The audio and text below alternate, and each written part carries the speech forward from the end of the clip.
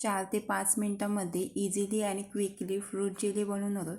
2 ते 3 संत्र्याच्या ज्यूसमध्ये खूप सारी जेली बनवून होते घरातल्या घरात.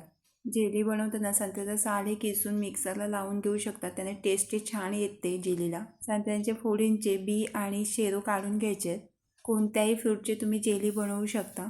तुम्हाला जर मार्केटसारखी जर जेलीला टेस्ट पाहिजे असेल तर जिलेटिन पावडरही मिक्स करू शकता. संत्र्याच्या फोडी मिक्सरला लावून घ्यायचे.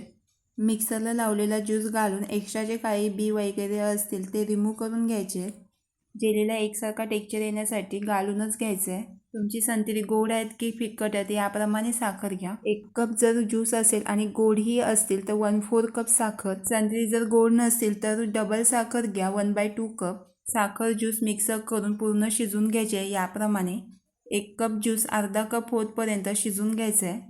संत्र्याचा सिरप साईडला काढून त्याच पॅनमध्ये 1 कप पाणी 1/4 कप कॉर्नफ्लॉवर मिक्स करून कॉर्नफ्लॉवर आणि पाणी मिक्स करून नंतर गॅसवर ठेवून घ्यायचं आहे. मीडियम गॅसवर शिजून घ्यायचं आहे कॉर्नफ्लॉवर. गॅस जर तुम्ही फास्ट ठेवली तर कॉर्नफ्लॉवर शिजणार नाही, फक्त जाड होईल. पूर्णपणे शिजून घ्यायचं आहे कॉर्नफ्लॉवर. कच्चेपणा दूर करून घ्यायचा आहे कॉर्नफ्लॉवरमधला. याप्रमाणे आणि याच टेक्स्चरने तयार करून घ्यायचं आहे. संत्र्याचा सिरप मिक्स करून संत्र्याचा जो सिरप बनवला आहे तर ब्रेडला लावण्यासाठी तुम्ही जामही बनवू शकता. गॅसची फ्लेम मिडियम ठेवून 3 ते 4 मिनिटे स्टर करून घ्यायचं आहे. कॉर्नफ्लॉवर आणि संत्र्याचा सिरप बाउलमध्ये नाही तर प्लेटमध्ये पोर करून स्प्रेड करून एकसारखं करून घ्यायचं आहे. गरम जेली थंड करून फ्रीजला 8 ते 10 मिनिटासाठी ठेवून घ्यायचं आहे सेट करण्यासाठी.